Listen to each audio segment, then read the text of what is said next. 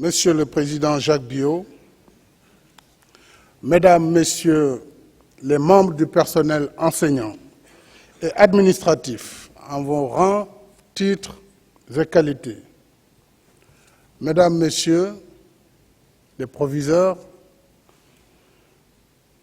chers élèves, distingués invités. Monsieur le Président, je vous remercie de me recevoir avec tant de délicatesse dans ce haut lieu du savoir qui symbolise si bien ce qu'il y a de meilleur dans le culte de l'excellence et l'esprit scientifique. Depuis 1794, votre établissement, dans la fidélité de son ancêtre, l'École centrale des travaux publics, a su garder tout l'éclat de sa devise « Pour les sciences, la patrie et la gloire ». Ce faisant, vous contribuez à entretenir la puissance du génie créateur de l'homme en ouvrant la voie à des générations d'alumni au service du bien commun. Je salue toutes ces générations et parmi elles des compatriotes sénégalais dont le souvenir habite ces lieux. Je suis heureux de savoir que cette année encore, 2 de nos étudiants sont admis au sein de votre prestigieuse école. En venant à votre rencontre, je retrouve mes sensations d'étudiant à l'Institut des sciences de la Terre de l'Université Cheikh Anta Diop de Dakar et plus tard à l'École nationale supérieure du pétrole et des moteurs de l'Institut français du pétrole. La science, assurément, se joue des frontières. C'est vous dire tout le plaisir que je ressens d'être parmi vous. Mais alors que je croyais en finir avec les devoirs académiques, vous me mettez à l'épreuve. Économie du savoir, économie verte, économie partagée, les nouveaux vecteurs de la croissance en Afrique. Le sujet est d'une brûlante actualité. L'économie et la quête du savoir ont toujours été au cœur de l'activité humaine. Mais à l'aune des échanges, des progrès techniques et scientifiques, de la technologie et de l'équation environnementale, l'une et l'autre se présentent aujourd'hui sous de nouveaux paradigmes. L'économie, tout comme le savoir, sont interpellés, non dans leur valeur intrinsèque, qui ne peut être remise en cause, mais dans l'usage qu'en fait l'homme. Le changement climatique, objet de la présente COP 21, ici à Paris, en est une parfaite illustration. Nous savons tous que le réchauffement de la planète illustre d'une certaine manière la faillite des modes de production et de consommation jusque-là en cours. L'économie moderne valorise plus le confort immédiat et l'accumulation de la richesse au détriment de l'environnement et des besoins de générations futures. En conséquence, l'humanité fait face à une montée sans précédent des périls. En témoigne l'alternance de la sécheresse et des inondations, les tsunamis à répétition, la fonte des glaciers, la hausse des températures et du niveau des océans, l'érosion côtière et la dégradation continue de la biodiversité. La liste n'est malheureusement pas exhaustive.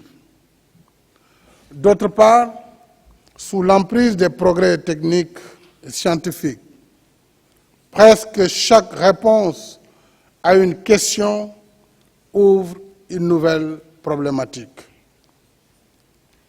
Dans leurs nombreuses applications, la science et la technologie contribuent au progrès et au bien-être de l'humanité. L'homme est soulagé de maladies que l'on croyait incurables. La révolution du numérique et des nanotechnologies, en créant la civilisation de l'instantané, a fini de ramener le monde à une dimension de village planétaire. Nous sommes, pour ainsi dire, une génération gâtée. Pour autant, notre ère n'est pas des plus rassurantes, parce que pour demeurer humain et viable, le savoir et le savoir-faire ne peuvent s'affranchir du savoir-être, autrement dit, de l'éthique. De graves questions non encore résolues se posent à notre humanité commune.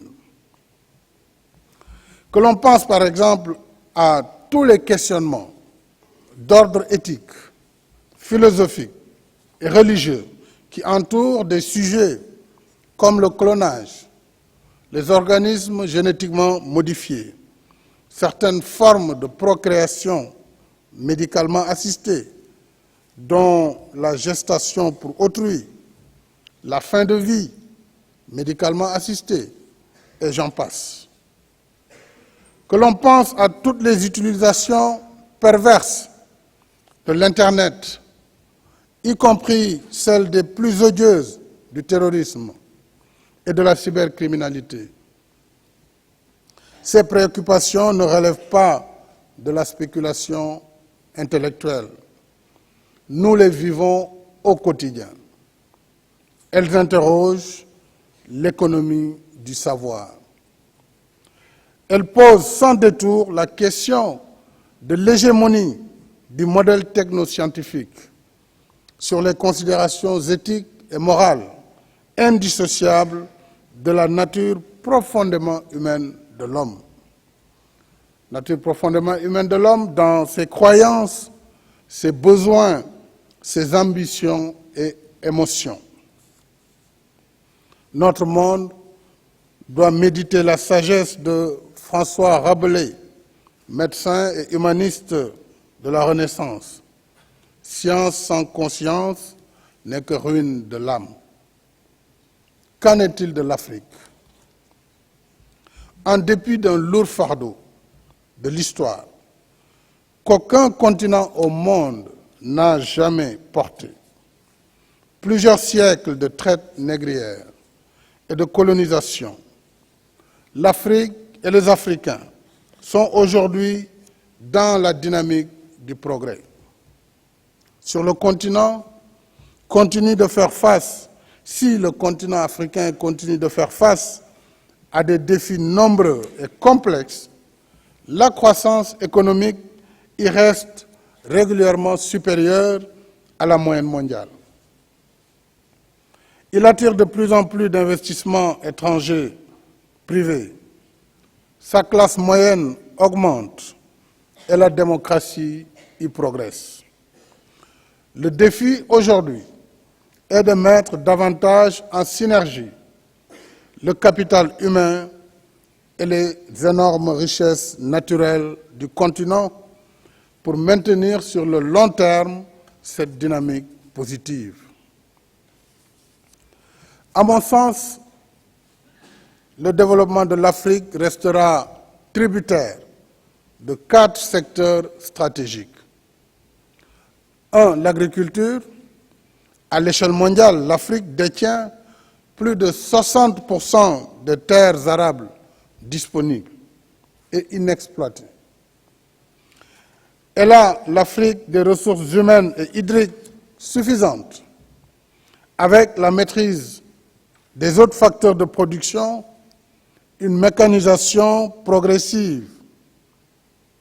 Le continent peut assurer au plus vite son autosuffisance alimentaire, créer des chaînes de valeur et exporter davantage de produits agricoles.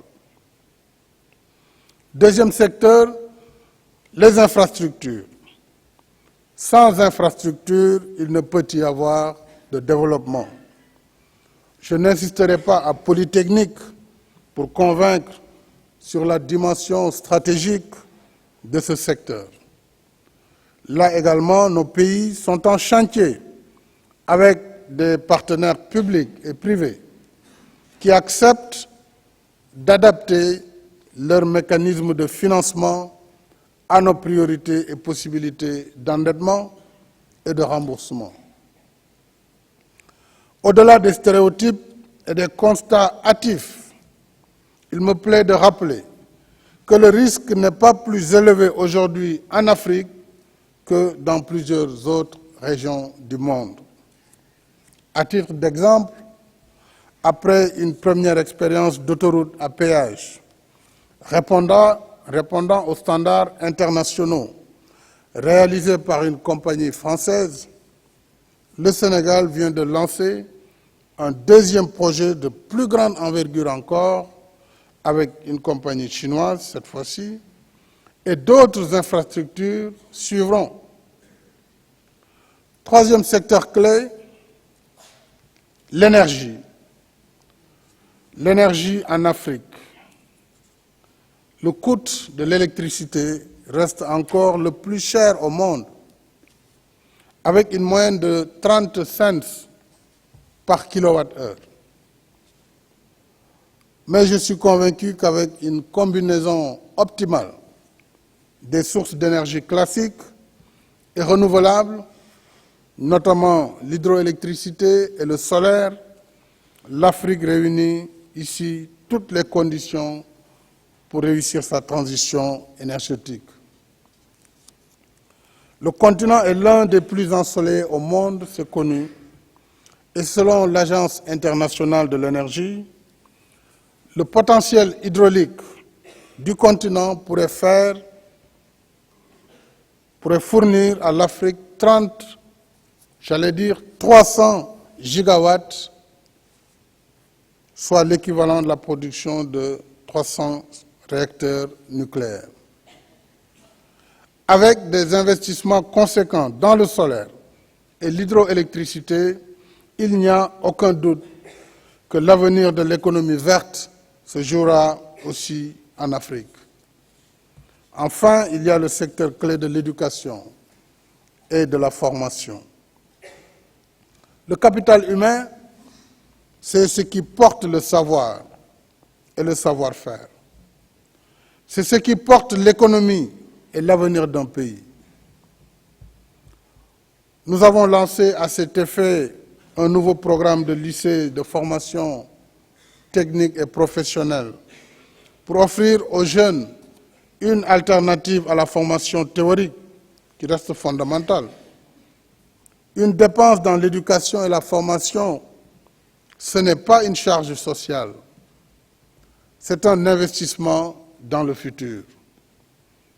Alors je voudrais, Monsieur le Président Bio, vous remercier pour avoir ouvert aux étudiants sénégalais de niveau post-licence l'accès à votre concours d'admission au cycle d'ingénieur. J'apprécie également les mesures d'accompagnement consistant à détacher à la Faculté des sciences et techniques de l'Université Cheikh Anta Diop de Dakar des assistants pédagogiques pour les aider à préparer les concours d'admission dans les grandes écoles d'ingénieurs en France. Soyez-en remerciés. Mesdames et Messieurs, les 4 secteurs stratégiques que je viens de citer forment l'épine dorsale du plan Sénégal émergent que nous avons lancé en février 2014. L'émergence, nous la voulons aussi dans la solidarité, l'équité et la justice sociale. C'est le sens que je donne à l'économie partagée à travers 2 initiatives novatrices. La couverture maladie universelle, quand on sait qu'au Sénégal et en Afrique en général, le taux d'accès à la couverture est inférieur à 20%. la couverture maladie universelle pour l'accès de tous à un minimum de soins de santé et les bourses de sécurité familiale en appui aux couches sociales les plus vulnérables. L'économie partagée, je la conçois aussi par la gouvernance vertueuse des ressources publiques contre les fléaux de la fraude, de la corruption et des flux financiers illicites. Ce qui appartient à tous doit être géré pour le bénéfice de tous. Ces fléaux ne concernent pas seulement que l'Afrique, mais tous les pays du monde, sans exception.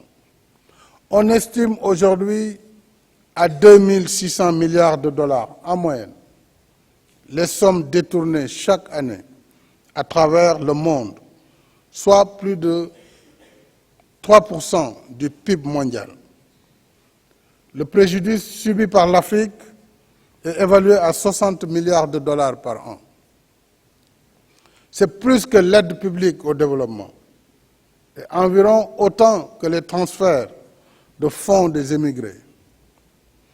En recouvrant seulement 17% de ces avoirs illégalement placés à l'étranger, le continent pourrait rembourser la totalité de sa dette. Monsieur le Président, chers amis, me prévalant de l'amitié franco-sénégalaise, je voudrais conclure en interrogeant notre vision commune de l'avenir. Dans L'aventure ambiguë, un roman à succès écrit en 1961, c'est mon âge, année de naissance. Dans L'aventure ambiguë, donc,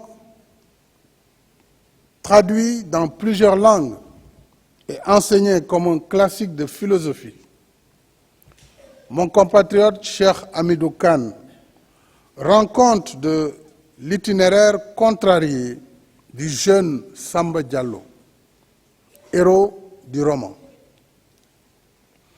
Le jeune Samba Diallo, pris dans une tourmente entre sa culture négro-africaine et la civilisation occidentale. Nous sommes à l'aube des indépendances africaines, au pays des Dialobé, ce sont les Diallo. Le chef de la communauté, sa sœur, dite la Grande Royale, et le guide spirituel, le vieux Thierno, gardien de l'orthodoxie traditionnelle, se concertent sur une question controversée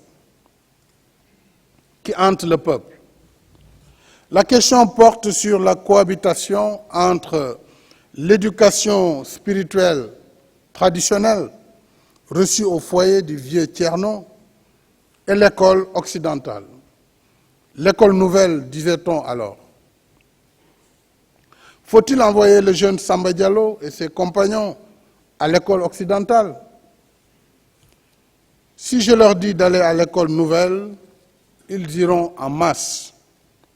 Ils y apprendront toutes les façons de lier le bois au bois que nous ne savons pas, dit le chef de Dialobé au vieux Thierno qui était naturellement réticent. Notre présence ici, Monsieur le Président, parmi vous, et avant nous, d'autres générations de Sénégalais et d'Africains montre que la question qui avait bouleversé le pays des Dialobé a bien trouvé réponse. Nous avons tous été à l'école nouvelle en gardant nos valeurs de culture et de civilisation. Mais finalement, aujourd'hui, au-delà du savoir et de l'économie du savoir, au-delà de l'économie verte et de l'économie partagée, une autre question se pose à nous tous et à l'humanité, celle de l'angoisse d'être homme. Selon la formule de votre compatriote Jacques Chevrier, où va l'humanité? Quand certains ont déjà théorisé sur le choc des civilisations et que d'autres, dans une violence aveugle, s'évertuent à le mettre en pratique. Ma conviction forte est que toutes les cultures, toutes les civilisations sont d'égale dignité et appelées à vivre ensemble dans un monde où la science et la technologie rapprochent les peuples. Ce qui importe, me semble-t-il, c'est de surmonter nos préjugés, de vaincre nos peurs, apprendre à nous respecter les uns les autres pour retrouver dans ce qui nous unit la passion et la foi du vivre ensemble. Comment y arriver? Eh bien, Monsieur le Président, c'est un autre débat que je vous laisse en viatique. J'ai confiance qu'avec vos collègues et vos élèves, que je salue, vous aiderez à y répondre en liant le bois au bois par le savoir qui éclaire la pensée, guide l'action et exalte la cohabitation et la coexistence pacifique des peuples dans le respect des diversités de cultures et de civilisations. Je vous remercie de votre aimable attention.